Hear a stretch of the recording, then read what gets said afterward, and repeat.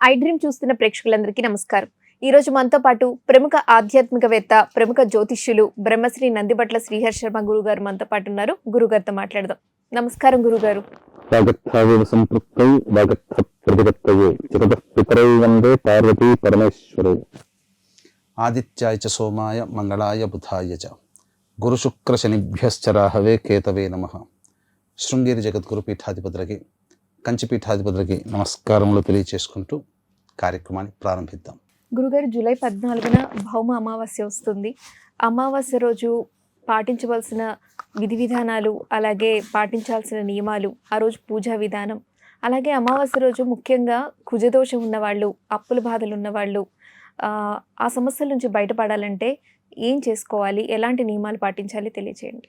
తప్పకుండానమ్మా. మనకున్నటువంటి సనాతన ధర్మంలో అమావాస్య, పౌర్ణమిలు, ఏకాదశులు, మాస శివరాత్రులు, వీటికి ప్రత్యేకమైనటువంటి స్థానం ఉన్నది.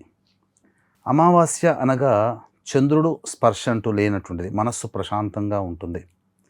కాబట్టి ఈ అమావాస్య రోజున ప్రధానంగా దానాది కార్యక్రమాలు చేయాలని మనకు శాస్త్రంలో చెప్పబడింది. ఒక్కొక్క రోజు అమావాస్య వచ్చినప్పుడు ఒక్కొక్క వారానికి ఒక్కొక్క అమావాస్యగా చెప్పబడి ఉంటుంది. మంగళవారాన్ని భౌమవాసర అని కూడా అంటారు. ఈ మంగళవారం రోజున గనక అమావాస్య గనక వస్తే దానిని భౌమ అమావాస్య అని అంటారు. ఇది ప్రధానంగా ఈ రోజున కొన్ని నియమాలు గనక పాటించినట్లయితే మానవుడికి, ముఖ్యంగా ఈ కలియుగంలో కావాల్సినటువంటిది ఈ యొక్క సంబంధించినటువంటి ఆర్థిక బాధలు నివారణ కావాలి, అప్పులు తొలగిపోవాలి, వివాహాలు జరగాలి. అలాగే పితృదేవత అనుగ్రహం కలిగితే అసలు ఏ దేవతతో సంబంధం లేకుండా మన పితృదేవతలే మనకన్నీ కూడా, మనకు బ్రతికుండగా మనకు మంచి చెడు ఎలాగైతే చూసి పెడతారో, మరణించిన తర్వాత కూడా వాళ్ళు పితృదేవతా స్థానాన్ని పొంది మనల్ని కాపాడుతూ ఉంటుంటారు. అందరూ తెలియక దేవుణ్ణి ప్రార్థిస్తారు. తప్పు కాదమ్మా, దేవుణ్ణి ప్రార్థించడం అని తప్పనట్లేదు. పుణ్యాన్ని సంపాదించుకోవడానికి దేవుణ్ణి ప్రార్థించాలి. అలాగే ఈ బ్రతికున్నంత వరకు మనకు యోగాలు, మంచి చెడు కలగాలంటే పితృదేవత ఆరాధన చేయాలి. ఈ తేడా తెలియక అన్నిటికీ ఒకే మందన్నట్టుగా ప్రతిదానికి దైవాన్ని దగ్గరికి వెళ్తున్నాం. కాబట్టి పితృదేవతల దగ్గరికి వెళ్ళే ఆసన్నమైన రోజు అమావాస్య. కాబట్టి సవివరంగా తెలియజేసే ప్రయత్నం చేస్తానమ్మా. ఈ యొక్క అప్పుల బాధలు తొలగిపోవాలన్నా, కుజదోషం తొలగిపోవాలన్నా, ముఖ్యంగా దీర్ఘ సుమంగళిగా ఆడవాళ్ళు ఉండాలన్నా, పితృదేవతల అనుగ్రహం కావాలన్నా ఏం చెయ్యాలో తెలియజేస్తాను. వీక్షించేటువంటి ప్రేక్షకులు కూడా ఈ సంబంధించినటువంటి అమావాస్య పర్వణి మహా గొప్పదైనటువంటిది. ఈ సందర్భంగా ప్రధానంగా భౌమ అమావాస్య కాబట్టి మీ జాతకరీత్యా కలుగు విద్య, వివాహ, ఉద్యోగ, దాంపత్య, అనారోగ్య సమస్యల నివారణ, అలాగే మేష, మిథున, కర్కాటక, సింహ, కన్య, వృశ్చిక, ధనస్సు, కుంభ, మీన రాశిలో జన్మించిన వారికి శనిదోష నివారణ. పైగా ఈ రోజున అనగా 14వ తారీఖు జూలై రోజున పునరుసు నక్షత్రం, మంగళవారం, అమావాస్య వచ్చింది. కాబట్టి గురుగ్రహ దోష నివారణకి చాలా అద్భుతమైనటువంటి రోజు. కావున గురువు ఇప్పుడు కర్కాటక రాశిలో సంచారం చేస్తున్నాడు కాబట్టి మేష, వృషభ, కర్కాటక, సింహ, వృశ్చిక, ధనస్సు, కుంభరాశిలో జన్మించిన వారికి ఈ యొక్క గురుదోష ప్రభావం ఉంటుంది. కాబట్టి ఆ రాశిలో వారికి గురుదోష నివారణ జరిపించి కరుంగలి మాల ఇవ్వడం జరుగుతుంది. వివాహ ప్రాప్తికి, ఉద్యోగ ప్రాప్తికి, ఆరోగ్య ప్రాప్తికి, ఇవన్నిటికీ కూడా హోమాది కార్యక్రమాలు జరిపించి కరుంగలి మాల ఇవ్వడం జరుగుతుంది. అవకాశం ఉన్నటువంటి వాళ్ళు మధ్యాహ్నం 12 గంటలకి ప్రారంభమవుతుంది 14వ తారీఖు రోజున. కాబట్టి 11 గంటల లోపల స్క్రీన్పై కనిపిస్తున్నటువంటి నెంబర్కి ఆ 14వ తారీఖు లోపల మీరు గోత్రనామాదులు నమోదు చేసుకోవచ్చు. ఇక గమనించుకున్నట్లయితే ఈ రోజున అప్పుల బాధల దగ్గరికి వద్దామా. మొదలు అప్పుల బాధలు తొలగిపోవాలనుకున్నప్పుడు ప్రధానంగా రావి చెట్టు చుట్టూ ఈ రోజున నారాయణాయ నమః అనుకుంటూ 27 ప్రదక్షిణలు చేయాలి. తదనంతరం చక్కగా లక్ష్మీ అమ్మవారి చిత్రపటాన్ని తీసుకోవాలి. ఈ లక్ష్మీ అమ్మవారి చిత్రపటం అంటే ఎలా ఉండాలి? గజలక్ష్మి ఉండాలి. అంటే అమ్మవారు సుఖాసీనురాలై ప్రసాదిస్తూ చిరువదనంతో ఉన్నటువంటి ఫోటో, ఇరుపక్కల తొండము ఎత్తి ఘీంకరిస్తున్నట్టుగా ఉన్నటువంటి ఏనుగు చిత్రములు ఉండాలి. ఆ విధంగా చిత్రపటాన్ని తీసుకొని రావి చెట్టు దగ్గర కూర్చొని తూర్పు లేదా ఉత్తరం వైపు మనం ఫేస్ పెట్టాలి. అప్పుడు ఆ విధంగా దేవతా విగ్రహానికి చక్కగా గంధము అలంకరణ చేసిన తర్వాత చక్కటి పుష్పాల మాల ఆ చిత్రపటానికి వేసి అక్కడ సిద్ధలక్ష్మి స్తోత్రము అని ఉంటుంది, అదైనా కానీ, సర్వదేవకృత లక్ష్మీ స్తోత్రము అదైనా కానీ, ఇంద్రకృత లక్ష్మీ స్తోత్రం, ఈ మూడిట్లో ఏది దొరికితే అది ఆ రోజున దాదాపుగా 27 సార్లు కానీ 54 సార్లు కానీ 108 సార్లు కానీ పారాయణం చేయాలి. చేసి తీపి పదార్థము నైవేద్యంగా పెట్టాలి. ఇటువంటిగా చేసినటువంటి వ్యక్తికి అసలు ఎట్టి పరిస్థితుల్లో కూడా అప్పులు అనేటువంటివి తీరకుండా ఉండవు. ఖచ్చితంగా అప్పులు తీరిపోతాయి. అంతేకాకుండా ఉద్యోగ అభివృద్ధి, పదవి ప్రాప్తి, ఉద్యోగంలో ఇబ్బందులు అన్నీ కూడాను లభిస్తాయని చెప్పవచ్చు.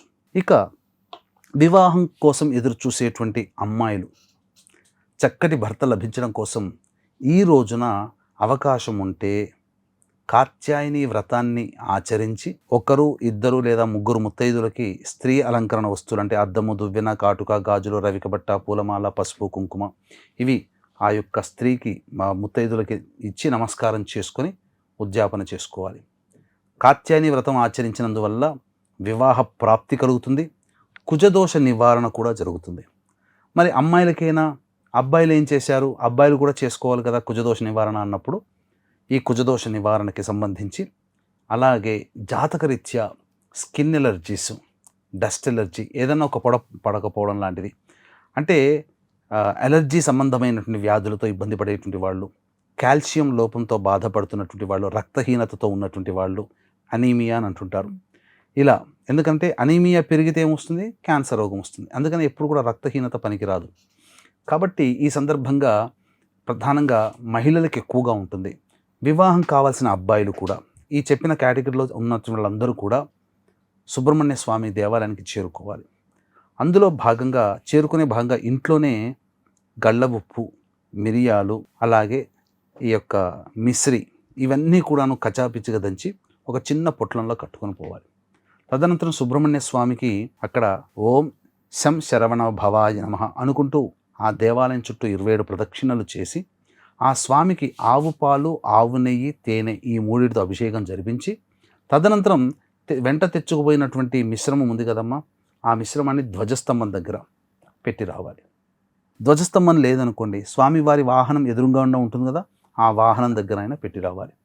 ఈ విధంగా చేస్తే చాలా మటుకు రిలీఫ్ దొరుకుతుంది.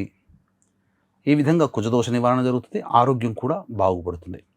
ఇక ఈ రోజున పితృదేవత అనుగ్రహం చేస్తే చాలా మంచిది అని అన్నాను కదా. ఈ పితృదేవత అనుగ్రహం కోసం మధ్యాహ్నం 12 గంటలకి దగ్గరలో ఎవరైనా పండితులు ఉంటే కనుక ఇంటికి పిలిపించుకొని దక్షిణం వైపు ఫేస్ పెట్టి సంకల్పం చేసుకొని కనీసములో నల్ల నువ్వులు నీళ్ళతో తర్పణాలు, పెద్దవాళ్ళకి చనిపోయినటువంటి తర్పణాదులు వదలాలి. అన్నదానానికి ఎవరికైనా అనాథాశ్రమంలో కానీ ఎవరికైనా వృద్ధాశ్రమంలో కానీ పెద్దల పేరు చెప్పి పండ్లు, ఇతర పదార్థాలు పంచవచ్చు. బ్రాహ్మడికి అన్నదానం చేసినా చాలా విశేషం, అనాథలకి చేసినా ఇంకా విశేషం.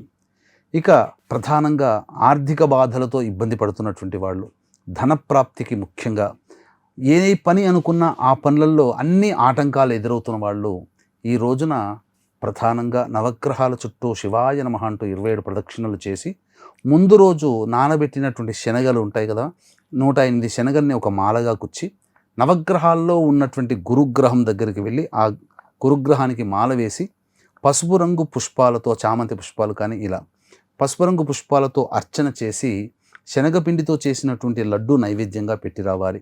తదనంతరం ఉడకబెట్టినటువంటి శనగలు దేవాలయంలో ఇచ్చి ప్రసాదంగా అందరికీ పంచమని చెప్పాలి.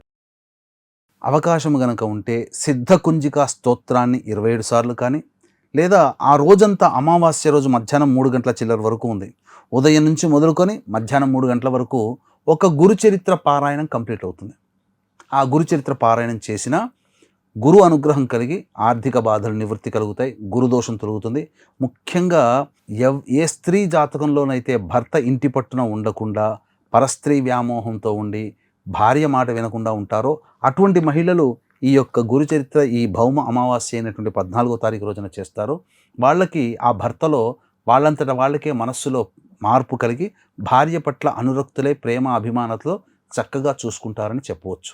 అలాగే అవకాశం ఉంటే ఇంతటి మహత్యమైనటువంటి రోజు అమావాస్య, అందున జ్యేష్ఠ అమావాస్య కాబట్టి మన పీఠమాధ్వర్యంలో జరిగే సర్వదోష నివారణ పూజల హోమాల్లో మధ్యాహ్నం 12 గంటలకి ప్రారంభమవుతుంది. కాబట్టి 14వ తారీఖు 11 గంటల లోపల గోత్రనామాదులు నమోదు చేసుకోవచ్చు.